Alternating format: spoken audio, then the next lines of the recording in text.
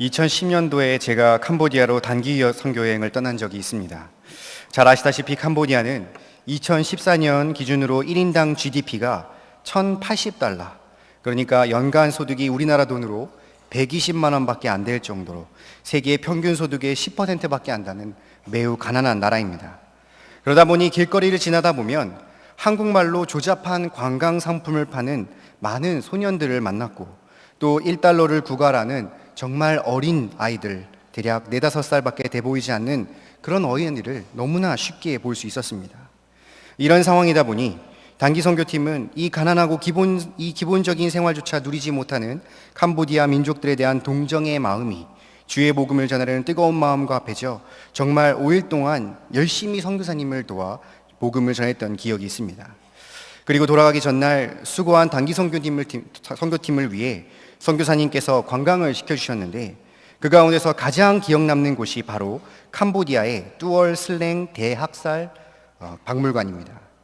이곳엔 과거 1960년도만 해도 싱가포르보다 부유하게 살았던 캄보디아가 왜 이렇게 가난해져 있는지 이유를 고스란히 담고 있는데, 바로 크메르 루주라는 한 지도자 때문이었습니다.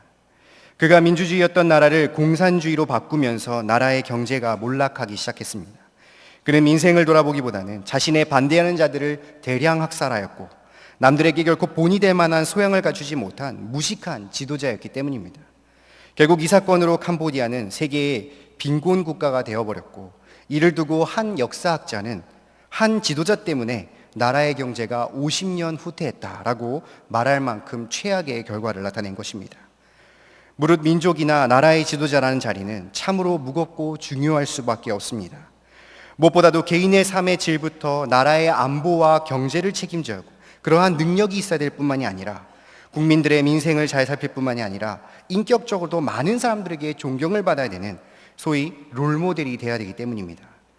이런 역할을 잘 감당한 자들, 영국의 사회주의에서 건져낸 윈스턴 처칠이나 2005년부터 세 번째 연임으로 독일을 이끌고 있는 여성 최초 연방수상 앙겔라 메르켈은 많은 사람들의 찬사와 존경을 받지만, 이 일을 잘 감당하지 못한 지도자에게는 큰 실망과 많은 신랄한 비난을 보게 되는 모습을 아마 여러분들도 자주 보셨을 것입니다. 오늘 본문에서도 그런 실망스러운 지도자들이 나옵니다. 바로 유대 민족들의 대제사장들이었습니다. 그들은 유대 민족들의 지도자들이었음에도 로마 제국의 통치하의 유대 민족들에게 어떠한 격려도 어떠한 위로도 되지 못하였으며, 오직 자신들의 안위와 이익을 지키기에 바빴던 자들이었습니다. 그들은 생활 속에서 명예를 쫓아 외식적으로 행동하여 유대 민족들에게 어떤 모범도 될 만한 사람들도 아니었습니다. 그렇기 때문에 많은 유대 백성들은 자신들의 한심한 지도자를 보며 실망을 넘어 경멸할 수밖에 없었고, 오히려 과거 자신들의 가장 큰 지도자였던 모세를 끊임없이 갈망했던 것입니다. 이에 히브리서 저자는 자신 있게 아주 특별한 한 지도자를 소개하는데, 바로 큰 대제사장 되시는 하나님의 아들 예수님이십니다. 얼마나 자신 있게 소개하면 이 민족의 지도자들을 넘어서 앞선 1장에서 3장을 통해 과거 선지자들보다도, 또한 천사들보다도, 또한 유대 민족이 가장 존경하는 지도자 모세보다도 훨씬 더 우월한 큰 제사장이 있음을 분명하게 증거하고 있는 것입니다. 그렇다면 예수님께서는 이 모든 인간의 지도자들과 어떻게 다른 것이겠습니까? 저와 여러분들은 이 시간 본문의 말씀을 통해 자신들의 이익과 명예만을 챙기는 대제사장들과 달리 믿을 수 있고 의지할 수 있는 큰 대제사장 되시는 예수님은 어떤 분이신지를 함께 상고해 보고자 합니다. 먼저 첫 번째로, 큰 대제사장 되시는 예수님은 인간의 연약함과 시험을 체험하심으로 우리를 불쌍히 여기시고 때에 따라 도우시는 분이십니다. 우리 4장 14절에서 16절 말씀을 함께 합독하겠습니다. 그러므로 우리에게 큰 대제사장이 계시니 우리가 믿는 도리를 굳게 잡을지어다. 우리에게 있는 대제사장은 우리의 연약함을 동정하지 못하시리가 아니요 모든 일에 우리와 똑같이 시험을 받으시니로되 죄는 없으시니이다. 그러므로 우리는 긍휼하심을 받고 때를 따라 돕는 은혜를 얻기 위하여 은혜의 보좌 앞에 담대히 나아갈 것이니라. 아멘. 14절에 그러므로는 여러분들도 잘 아시다시피 접속사로서 앞문장의 결론을 이끌 때 사용하는 단어입니다. 앞선 3절에서 13절까지의 내용을 잠깐 살펴본다면 안식에 들어가는 위한 방법에 대해서 설명하고 있습니다. 여기 안식은 바로 천국에서의 안식을 말하고 있으며 이는 당연히 모든 신자들의 최고의 목적이자 최대의 소망인 것입니다. 그런데 문제는 이 안식에 들어가기 위한 방법인데 바로 11절에 순종하지 아니하는 본에 빠지지 않게 하려 함이다라고 한 것입니다. 이는 하나님의 말씀에 순종하지 않는 자는 결단코 안식에 들어갈 수 없음을 말하는 것입니다. 그러면 단순히 하나님의 말씀에 순종하면 되지만 13절에 우리의 결산을 받으실 이의 눈앞에 만물이 벌거벗은 것 같이 드러내리라 라고 하였습니다. 이는 우리의 행위뿐만이 아니라 생각과 마음까지도 온전히 순종해야 하는데 모든 것을 다 꿰뚫어 보시는 하나님의 심판 앞에서는 마음과 생각까지 온전히 순종할 사람이 없으니 이는 천국에 들어갈 방법이 전무해지는 것입니다. 그렇기 때문에 아까 말한 그러므로가 있는 것입니다. 14절에 그러므로 우리에게 큰 대제사장이 계시니 승천하시니 곧 하나님의 아들 예수시라라고 한 것입니다. 이는 바로 전적으로 구원에 무능력한 죄인을 위해 중보자이시자 큰 대제사장이신 예수님이 계신 것입니다. 그분께서 예수 십자가의 대속으로 구원에 전적으로 무능력된 우리를 믿음을 주심으로 천국의 안식으로 인도하시니 이야말로 더 훌륭한 지도자가 어디 있겠습니까? 그렇게 우리는 구원으로 인도하시는 대제사장 예수님 앞만을 전적으로 의지하며 믿는 도리로 굳게 붙잡기만 하는 되는 것이었습니다. 그런데 여기에 그치지 않고 예수님을 더 믿고 의지할 수 있는 이유가 또 있습니다. 바로 예수님께서 우리를 이해해 주시고 불쌍히 여겨 주시기 때문입니다. 15절에 우리에게 있는 대제사장은 우리의 연약함을 동정하지 못하실 리가 아니요 모든 일에 우리와 똑같이 시험을 받으신 이로되 죄는 없으시니라 라고 한 것입니다. 예수님께서는 우리의 연약함을 전혀 이해 못하시고 그저 높으신 자리에서 우리를 엄히 꾸짖으시고 잘못을 따지시는 분이 아니란 말씀입니다. 왜냐하면 예수님께서는 인간이 겪을 수 있는 온갖 연약과 시험을 몸소 다 경험해 보신 대제사장이시기 때문입니다. 그는 분명 하나님의 아들로서 죄가 없으신 분이었습니다. 신이신 그가 우리를 위하여 인간의 몸을 입고 이 땅에 오셨을 뿐만이 아니라 우리가 겪는 같은 인생사 그 중에서도 우리의 연약함과 시험을 친히 체험하셨다는 것입니다. 그러니 그 모든 것을 경험하신 예수님께서 16절에 우리를 긍휼히 여기신 것입니다. 16절에 그러므로 우리는 긍휼하심을 받아 때를 따라 돕는 은혜를 얻기 위하여 은혜의 보좌 앞에 담대히 나아갈 것이라 라고 한 것입니다. 우리를 그저 불쌍히 여기신 정도로만 있는 것이 아니라 바로 때를 따라 돕는 은혜까지 허락하신 것입니다. 이는 날마다 도와주신 은혜가 아닌 필요할 때마다 도우시는 은혜를 말하는 것입니다. 즉 사람이 살다 보면 그때그때 당하는 상황과 처지에 맞는 은혜, 우리가 살면서 각자 다른 상황에 처했을 때마다 거기에 맞는 은혜로서 우리를 도우신다라는 것입니다. 이는 예수님께서 친히 인간의 연약함과 시험을 경험해 보신 까닭에 우리를 불쌍히 여겨주시고 그 사정을 충분히 이해하셔서 그때그때마다 필요한 은혜를 베풀어 주시는 대제사장이라는 것을 말하고 있는 것입니다. 그는 능히 도와주실 능력과 지혜를 겸비하신 지도자요 그뿐만이 아니라 어려운 상황과 힘든 상황 속에 빠진 우리를 불쌍히 여겨주시고 자비로운 마음을 늘 가지고 계시며 우리를 때에 따라 도우시는 의지할 수 있는 대제사장이 되시니 우리는 그저 이러한 은혜를 받기 위하여 예수님이 계신 은혜의 보좌에 담대히 나아가기만 하면 되는 것이었던 것입니다. 오늘날 시대에 살다 보면 이 사람들이 가장 좋아하는 단어가 공감이라는 단어입니다. 뭔가 주위에 있는 사람 중에 공감 가는 사람이 있다면 죄송합니다. 처음 보는 사람이라고 할지라도 금세 가까워지지만 공감 가는 것이 없다면 아무리 오랜 시간을 함께 하더라도 가까워질 수 없는 것 아니겠습니까? 제가 본 한 다큐멘터리 프로그램에 한 젊은 엄마가 자신의 어린아이를 잃고 홀로 장례식장을 지키고 있는 장면을 본 적이 있습니다.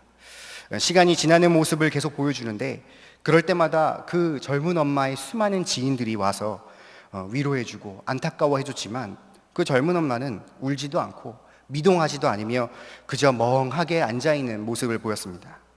그런데 그때 다른 곳을 조문하러 온 전혀 알 수 없는 한 중년 여성분이 그 젊은 엄마를 보고 와서 손을 잡으며 저도 젊은 때 아이를 잃어봤습니다 라는 그 위로의 한마디에 서로 부둥켜 안고 펑펑 우는 장면을 본 적이 있습니다. 같은 일을 겪은 사람이 해주는 그 위로의 한마디가 그렇지 않는 사람의 말보다 훨씬 공감 갔기 때문입니다. 우리 예수님이 바로 우리의 어렵고 힘든 삶을, 고통을 충분히 공감해 주시는 분이십니다.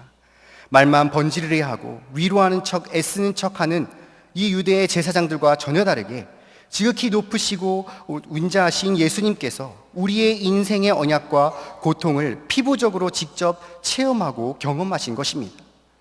이 땅에 계실 적 예수님께서도 분명 배고픔을 이 땅에서 느끼셨을 것이며 말씀을 전하시기 위해 돌아다녔던 그 여행길에 분명히 시린 추위를 뼛속까지 체험해 보셨을 것입니다.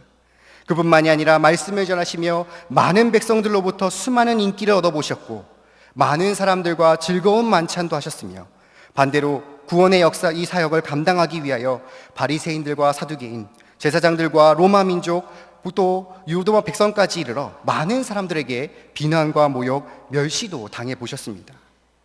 그리고 무엇보다도 비교할 수 없는 그 십자가에 못 박히심으로써 정말 육체가 겪을 수 있는 가장 극한의 고통까지도 느끼신 것입니다. 그렇기 때문에 예수님께서는 우리가 얼마나 힘드신지, 우리가 얼마나 연약한지를 잘 알고 계실 뿐만이 아니라 우리를 불쌍히 여기시고 또 힘들고 지친 우리에게 때마다 도우시고 또 언제나 믿음직한, 의지할 수 있는 대제사장이 되신 것입니다. 성도 여러분, 혹 인생이 너무나 괴로운 일이 있으신 적 있으셨습니까? 남들에게 정말 말 못하고 아픈 슬픈 일들이 있었습니까? 말한다고 해도 결코 공감해 줄 수 없는 고통스러운 일이 있으셨습니까? 그렇다면 모든 연약함과 시험함을 경험하시고 우리의 모든 것을 이해해 주시고 우리의 대제사장 예수님 앞에 담대하게 나오시기 바랍니다. 아무리 어렵고 힘든 일이라고 할지라도 우리 예수님께서 때에 따라 돕는 은혜를 우리에게 분명하게 주시기 때문입니다. 이러한 은혜가 있는 경양의 모든 성도님 되시기를 주님의 이름으로 바랍니다. 둘째로, 큰 대제사장 되시는 예수님은 겸손의 자세로 하나님을 경외하고 순종하심으로 우리에게 모범이 되신 분이십니다. 우리 5장 1절에서 10절 중에 5절부터 10절까지만 함께 합독하겠습니다. 또한 이와 같이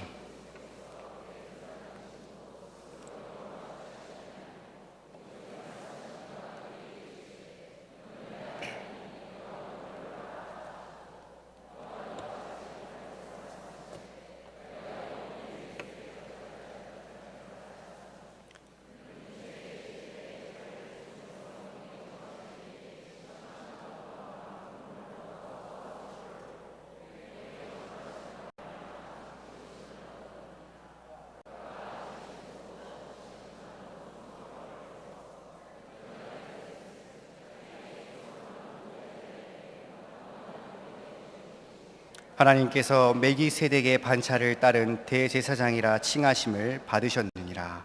아멘. 본장의 1절에서 5절의 말씀은 일반적인 대제사장의 자격을 말하고 있습니다. 1절에 대제사장마다 사람 가운데서 하나님께 속한 일을 사람을 위하여 예물과 속죄하는 제사를 드리게 하나니라고 하였는데, 바로 사람들을 하나님 앞에 예배를 드리게 함으로써 하나님과 관계를 맺게 해주는 아주 중대한 사명을 감당하는 자들이었습니다. 그런데 그들에게도 문제가 하나 있었는데 바로 사람 가운데 택한 자들이었기 때문입니다. 연약한 사람들이었기 때문에 그들 또한 2절에 3절에 나온 대로 자기도 연약한 휩싸인 자로 똑같이 자신을 위하여서 속죄제를 드려야만 했습니다. 그럼에도 그들이 대제사장일 수 있는 이유는 바로 4절에 오직 아론과 같이 하나님의 부르심을 입은 자들이기 때문입니다. 바로 하나님께서 직접 소명받은 자들이기 때문에 그들은 연약한 죄인임에도 대제사장직을 감당할 수 있었던 것입니다. 예수님 또한 이 부분에 있어서만큼은 일반 대제사장과 똑같았습니다. 5절에 또한 이와 같이 그리스도께서 대제사장 되심은 스스로 영광을 취하심이 아니요 오직 하나님이신 이가 그에게 이르시되 너는 내 아들이니 내가 오늘날 너를 낳았도다 하셨고 라고 하신 것입니다. 이는 예수님의 대제사장을 명령하시니, 임명하시니가 바로 하늘에 계신 하나님이심을 분명하게 선언하고 있는 것입니다. 하지만 예수님께서는 다른 인간의 대제사장과 결코 똑같은 분이 아니셨습니다. 6절에 내가 영원한 멜기세덱의 반차를 따르는 제사장이라고 하신 것입니다. 여기 멜기세덱은 창세기 14장에 아브라함을 맞이한 제사장입니다. 또한 아브라함이 자신이 얻은 소득물 중 10분의 1을 그에게 주어 11조의 유래가 되었던 인물이기도 합니다. 특별히 히브리서에서 그를 언급할 때 7장의 3절에 아버지도 없고 어머니도 없고 족보도 없고 시작한 날도 없고 생명의 끝도 없어 하나님의 아들과 닮아서 항상 제사장으로 있느니라라고 말하였습니다. 이를 볼 때 이런 멜기세덱의 반차를 쫓는 제사장이란 육신의 부모도 족보도 없는 아주 신비하고 특별한 제사장임을 말하는 것입니다. 당시 조상과 족보를 엄청 따지는 당시의 유대 제사장과 달리 분명히 구별되고 특별한 대제사장이심을 말하는 것입니다. 또한 예수님께서는 하나님의 아들이심, 지극히 높고 존귀하신 대제사장이시기도 한 것입니다. 그런데 이렇게 다른 제사장과 비교할 수 없을 정도로 높으시고 존귀하신 대제사장이신 예수님께서는 하나님을 섬길 때는 지극히 낮은 겸손의 자세로 임하셨습니다. 7절에 그는 육체에 계실 때에 자기를 죽음에서 능히 구원하실 이에게 심한 통곡과 눈물로 간구와 소원을 올렸고라고 한 것입니다. 이는 바로 예수님께서 십자가의 고난을 받기 전날 밤에 기도하신 사건을 언급하고 있습니다. 마태복음 26장 39절에 예수님께서는 그날 내 아버지여 만일 할만한 하시거든 이 잔을 내게서 지나가게 하옵소서 그러나 나의 원대로 마옵시고 아버지로 원대로 하옵소서 하시고라고 기도하셨습니다. 이는 인간의 몸을 입고 오셔서 연약함을 체험하신 예수님께서도 자신에게 꼭 닥칠 십자가의 고난이 분명하게 두려움으로 다가오신 것입니다. 그렇기 때문에 예수님께서는 먼저 이 잔을 내게서 지나가게 해주시기를 기도하신 것입니다. 이를 위해 본문에 묘사하기를 심한 통곡과 눈물로써 간구와 소원을 올렸다라고 할 정도로 정말 열과 성을 다해 자신이 가진 힘을 다하여서 기도하신 것입니다. 이는 예수님께서 자신 또한 성자시지만 자신을 구원하실 이가 바로 성부 하나님이시라는 사실을 분명하게 알고 겸손한 자세로 간절하게 기도하신 것입니다. 그리고 그 기도를 통해 성부 하나님의 뜻대로 온전하게 순종하신 것입니다. 오랜 기도를 통해 나의 원대로 마옵시고 아버지의 원대로 하옵소서 하는 결론을 분명하게 내린 것입니다. 즉 잔을 지나가게 해달라는 자신의 원하는 뜨거운 간구와 통곡이 있었으나 예수님께서는 그 후 하나님의 원대로 그 뜻대로 십자가의 대속이 이루어지시기를 분명하게 기도하신 것입니다. 그리고 7절 하반부에 그의 경외하심을 인하여 들으심을 얻었느니라 라고 하였듯이 분명한 하나님의 응답을 받고 하는 십자가의 대속을 완성시키신 것입니다. 예수님께서는 십자가의 고난이란 이 두려움 앞에 잠시 심한 통곡과 눈물로써 기도하며 본인의 뜻대로 고난을 넘어가시기를 원하였지만 그 하나님의 분명한 뜻을 알고 고난으로 순종하는 자세를 보여주신 것입니다.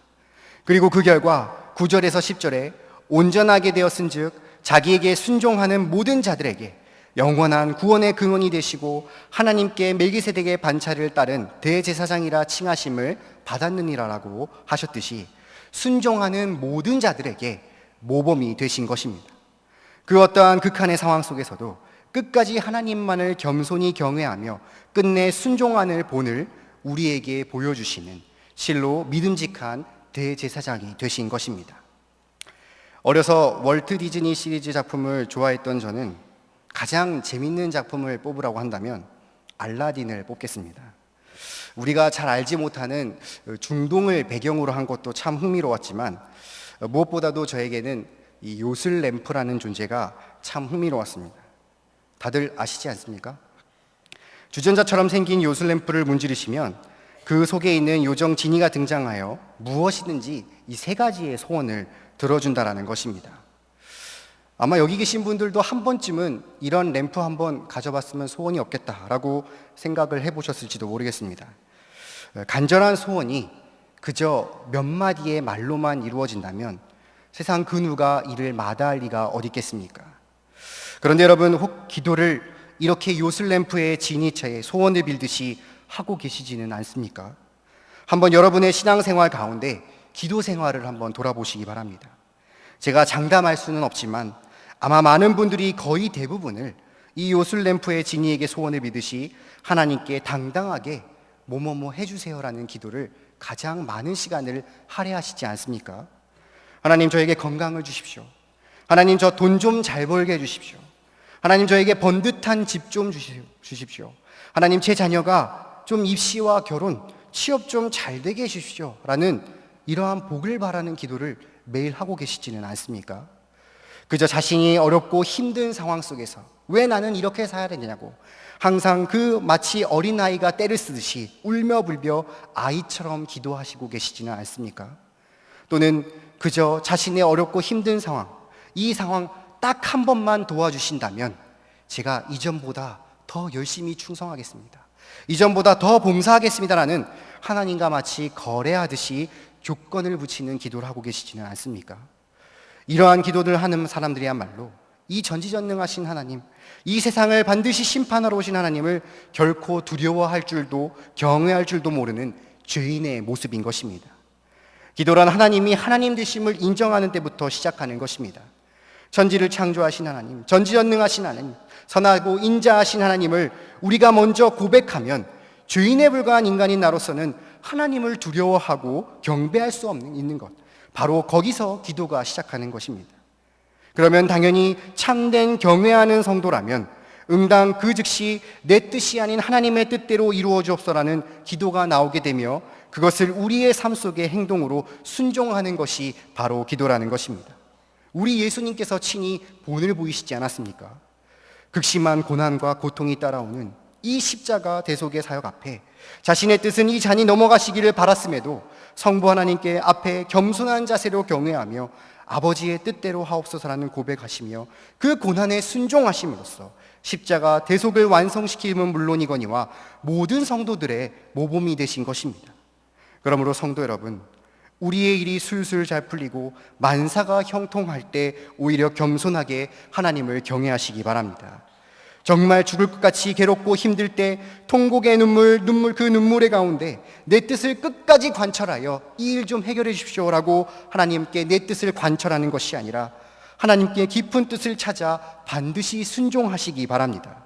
바로 이 모든 가운데 겸손의 자세로 하나님 뜻에 순종하신 대제사장 예수님을 본받아 끝까지 신앙을 지키심으로써 환난과 핍박 속에서 하나님의 응답하심을 꼭 받으시는 경양의 모든 성도님 되시기를 주님의 이름으로 축원합니다. 사랑하는 경양의 성도 여러분, 그리고 헌신을 통해 충성을 다짐하시는 여의도 영등포 동남북 서울 교구 성도 여러분, 제가 재밌는 통계 자료를 하나 찾았는데 한국언론진흥재단에서 2017년 3월에 성인 5,128명을 대상으로 이 사회적 지도층에 있는 주요 7대 직업군의 신뢰도를 조사했습니다. 7군의 후보가 정치인, 고위 공직자, 경제인, 법조인, 언론인, 교육자, 종교인인데 혹 이 중에 가장 신뢰를 받지 못한 직업이 뭔지 예상하실 수 있겠습니까? 아마 마음속으로 다 생각하시고 계시겠지만 정치인이 가장 낮은 점수를 받았습니다. 5점 만점에 고작 1.8점이라는 유일하게 이 점을 넘지 못하고 가장 낮은 점수를 나타낸 것입니다. 그렇다면 가장 신뢰하는 직업군은 무엇이겠습니까? 가장 높은 점수는 교육자로서 3점, 그 다음은 종교인으로서 2.7점으로 뒤를 이은 결과를 나타냈습니다. 그런데 사실 상대평가로서 가장 신뢰할 수 있는 것이지 절대평가인 점수로서만 따져본다면 대한민국 성인들이 가장 믿는 교육자도 아주 조금 믿을 수 있는 존재, 그리고 그 나머지는 보통 혹은 신뢰하지 못한다는 결과를 나타낸 통계 자료입니다. 그렇다면 왜 이런 결과를 나타냈겠습니까? 바로 지도자들이 말 그대로 지도자다운 모습을 보여주지 못했기 때문입니다. 국민이 세운 정치인들이 국민의 삶을 모른 채 자신들의 이익과 명예를 쫓는 것이 허다한 일이고, 저명하여 존경받아야 할 교수가 뒤에서 보니 지극히 실망스러운 인격을 가진 자이며, 종교인, 그 중에서도 우리가 잘 알고 있는 목사님이라 불리면서도 사꾼이나 이단 교주가 오히려 하나님께 돌려야 할 영광을 가로채는 일들을 너무나 뉴스를 통해, 많은 언론을 통해 등장하니 그야말로 이 대한민국에서 재계나 정계나 교계나 종교계의 지도자들은 실망을 넘어서 불신에 팽배해져 버린 안타까운 모습들을 우리가 보고 있다는 것 아니겠습니까? 그러니 더더욱 우리는 믿는 성도들에게 우리의 대제사장이신 예수님이, 우리의 지도자 되시는 예수님이 더더욱 의지되고 믿음직스러운 것 아니겠습니까? 자신들의 배불리며 이익과 명예를 쫓는 유대민족의 대제사장들과 달리 우리의 연약함을 몸소 체험하셔서 이해하실 뿐만이 아니라 불쌍히 여겨주셔서 때마다 도와주시는 분이시기 때문입니다. 백성들을 무지하게 여기며 그 위에 온갖 권위주의로 가득 찼던 대제사장들과 달리 가장 낮은 자세로 겸손히 하나님을 경외하며 순종의 본을 보여주신 분이시기 때문입니다. 그러므로 가면 갈수록 연약함으로 인해 당하는 많은 시험과 환난 속에서, 남들에게 말 못할 괴로움 속에, 외로움과 답답함에 지친 삶 속에서 다른 누구를 의지하시는 것이 아니라 오직 이 큰 대제사장 되시는 예수님 앞에 나와 위로와 격려를 받으시기 바랍니다. 그분은 이미 다른 우리의 모든 연약함을 체험하시고 우리를 불쌍히 여기시며 분명 그때에 맞는 은혜를 우리에게 주실 것입니다. 힘들고 괴롭고 답답한 속에서 그저 그 상황에 맞는 도움을 바라시는 것이 아니라 먼저 하나님께 겸손한 자세로 그의 뜻을 구하고 순종의 모범을 보이신 예수님에 따라 하나님의 뜻을 항상 깨닫고 순종하시기 바랍니다. 그리하면 하나님께서 분명 우리에게 응답을 해주실 것입니다. 성자이시면서도 친히 인간의 몸을 입고 이 땅에 오셔서 모든 인간의 연약함과 시험을 몸소 체험하심으로 우리를 불쌍히 여기사 때에 따라 돕는 은혜를 베풀어 주신 예수님으로 위로와 격려를 얻으며, 성자이시면서도 가장 낮은 겸손의 모습으로 하나님을 경외하고 순종하신 예수의 모습을 통해 본받음으로써 어렵고 힘든 이 땅에서 온전한 우리의 큰 대제사장 되신 예수님만을 쫓아 참된 성도의 삶을 살아가시는 경양의 모든 성도님 되시기를 주님의 이름으로 축원합니다.